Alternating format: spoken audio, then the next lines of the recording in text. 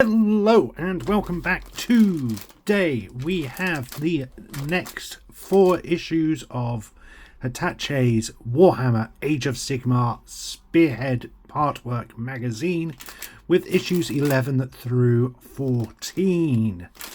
We'll take a look at those shortly, along with the free subscriber gift we get with this delivery. However, first up, let's take a look at what I've been working on. So the past month, I've been working on a number of pieces. However, the highlight for me have been the prosecutors from the Spearhead Partwork magazine. As you'll be aware, we got 3 prosecutors in a previous issue, and this is the first time I've been painting prosecutors, and I really enjoyed the entire experience. I painted them in the gold, and then I did the wings. So the leader of the prosecutors, I decided to give a sort of fiery phoenix effect to his wings and trident. And I am really happy with how that came out. I really loved the way that worked. So yeah, I'm really happy with that.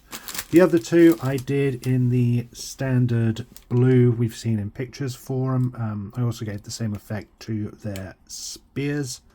And again, I'm quite happy with how they turned out. Moving on, as I've mentioned in previous videos, bar the need for glue, this Partwork magazine gives you pretty much everything you could possibly need to complete the models that it comes with. However, if you want to expand the hobby, you can go out and get other bits. So something I would potentially recommend looking at getting is Citadel's miniature holder. They do 2 versions of them. I've got the other one buried somewhere, which is just a smaller version and takes just the standard figures. They also do this bigger one, which is spring-loaded and stretches out to hold the various sizes of the bases they do. This obviously allows to hold a sturdier figure while you're painting it. If you're working on the bases, you don't have to hold it and get your hands dirty. They have peg holes if you're working on, say, just the heads or something like that. This particular one does stretch out quite a way, so you can get the much larger bases fitted in. All you need to do is stretch out the side pieces and it fits it in nice and securely. You see that's not going to pop away anywhere, and it allows you to keep your hands free while you're working on the bases or the miniature or whatever it is you are working on. So that is my recommendation for the month. I think these retail for about £10 to £15, so they're not too bad. Of course, you can get third-party ones, which I don't have any experience in, so I can't recommend them or not. But I know other people do use them and they seem to work. So, but yeah, there we have it. And then we have our subscriber gift for the month, which is 3 new paint brushes. We get the 3 brushes here. We get a large dry brush, which is obviously just a flat head. Personally, with dry brushes, I prefer using an old makeup brush or something like that, but that's your own personal preference. I can show those off in a later video. We also get a small layer brush. The layering's designed to obviously add smaller details to your models over the main base coats. And we also get a medium-sized basing brush for the main base colors of the model you are working on. That's a nice little addition. As I've mentioned in previous videos, I'm not the biggest fan of Citadel's paintbrushes. I don't think they're that great for the price you're expected to pay for them.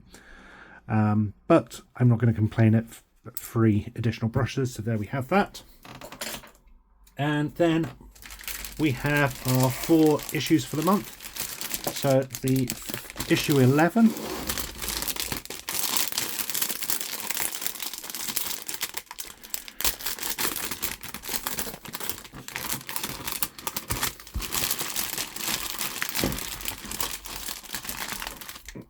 Issue 11 gives us the Lord Vigilant on a Griff Stalker. Now, I believe if you were to buy this model individually from somewhere like Warhammer, the figure retails for around the £40 mark. So if you're able to get this issue for just £9.99, you're saving yourself about 30 quid, which I think's an amazing deal for such a large figure.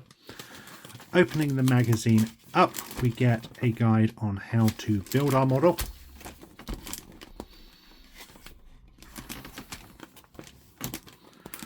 We get the first stages of painting our model.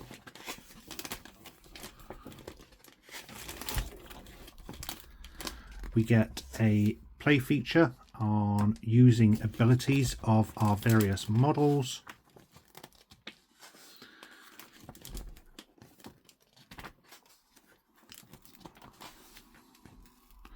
And that is issue 11.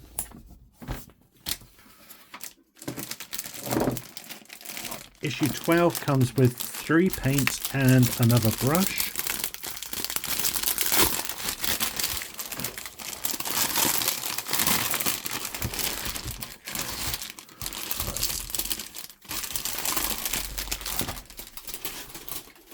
We get a base colour with Wraithbone, which is as you can see, it's like a creamy white colour. And I use that colour quite a lot, so it's always nice to have an additional pot of that. We get a Corax White. This is the white base paint Citadel / Warhammer do. I'm not the biggest fan of this white. It's more of an off-white, almost a very, very light grey rather than a pure white.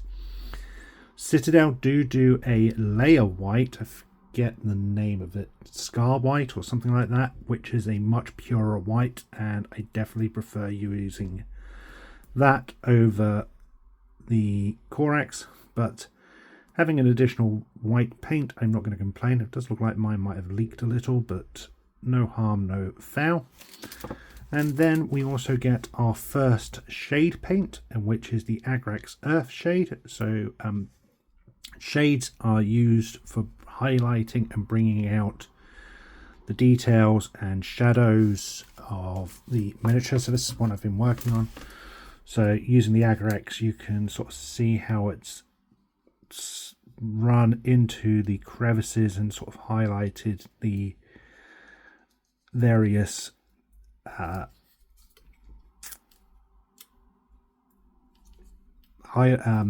raised parts of the model. And we also get a shade medium brush, which again isn't too bad, I suppose. So now the paints retail variously in prices. I think the average price is about £2.50 to £3 for a pot of paint. The brushes, I think, are £5 plus, so you're definitely making a little bit of money back on this particular issue. As a whole, the issues which come with paints aren't as profitable as the other issues, and it's sort of where they break their costs. But 3 paints and a paintbrush in one issue certainly isn't anything to scoff about.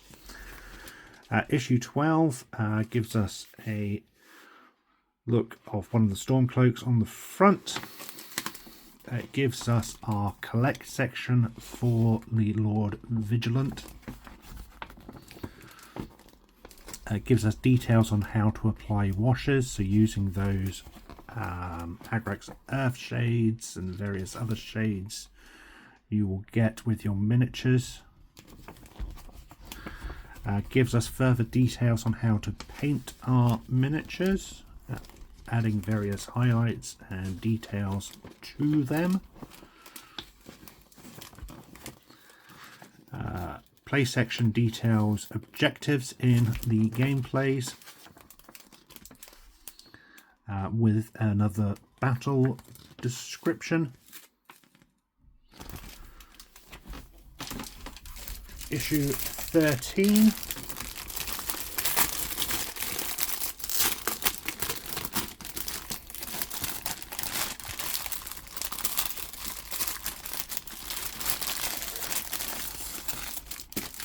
Issue 13 gives us a Claw Lord on a Gnaw Beast, and again, I think these retail for about £40 in Games Workshop / Warhammer. So again, you're saving yourself about £30 if you are able to pick this up from the magazine. Another great deal. Opening it up, we have our build guide, of course. We get a tutorial on painting, or the initial stages of painting our miniature this week.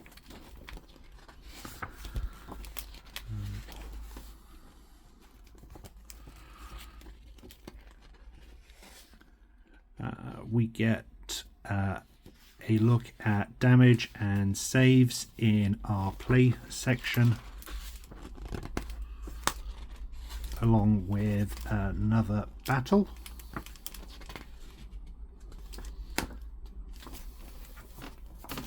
And then last but certainly no means least, issue 14 for our month, and we get 2 further paints with this issue.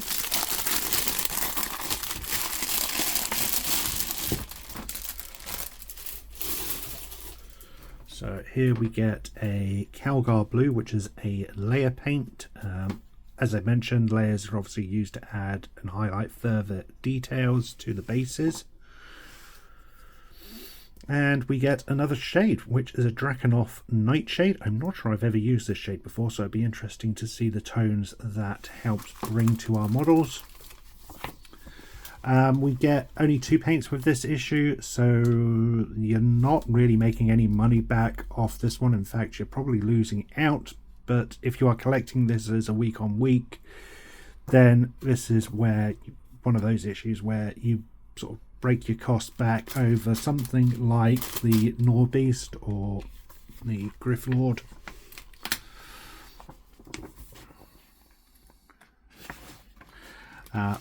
We get a read section looking at the realm of life, along with a map of that area. Further reading material, we get a collect battle record for the Claw Lord, updating our miniatures with further paint details.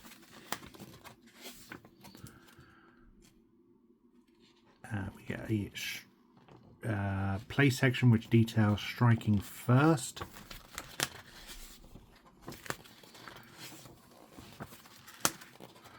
With a further battle scenario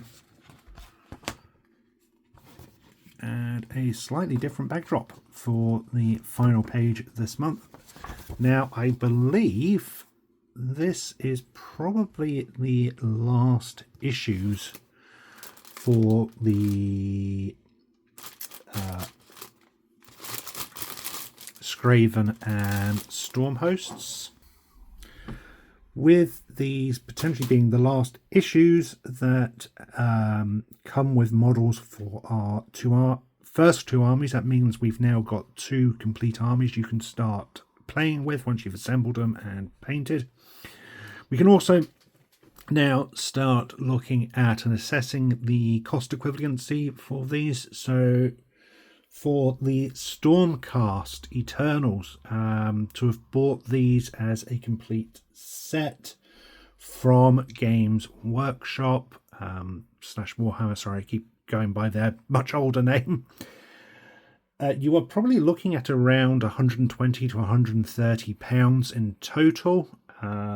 And we got 5 issues of Stormcast figures, where the first couple of issues were marginally cheaper, but if we round it up and call it £50, you're still saving probably £80+ if not more, on just the Stormcast Eternals alone, compared to buying them separately. So, you know, this highlights how profitable this magazine can be for yourself in buying your armies. Skravens, they come in at a slightly higher price point of about 150, give or take, for what we've gotten. And again, I think we got about 5 or 6 issues out of those. So again, I'm just going to round up here to say about £60. So again, you are saving nearly £100 on over buying these in the store. Those figures obviously aren't necessarily exact. They're based on picking them up directly from Warhammer. You can probably pick them up cheaper other places.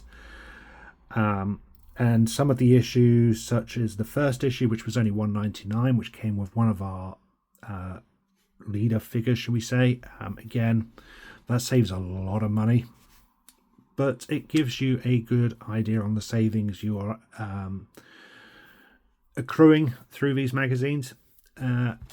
Looking to issue 15, we start our third army with Saurus Warriors. I really like the look of these dino beasts, so it's going to be really cool having some of these figures to start working on. But there we have it. Thank you for watching. I hope you've enjoyed this video. Until next time, remember, stay safe, and freedom is a right, not a privilege.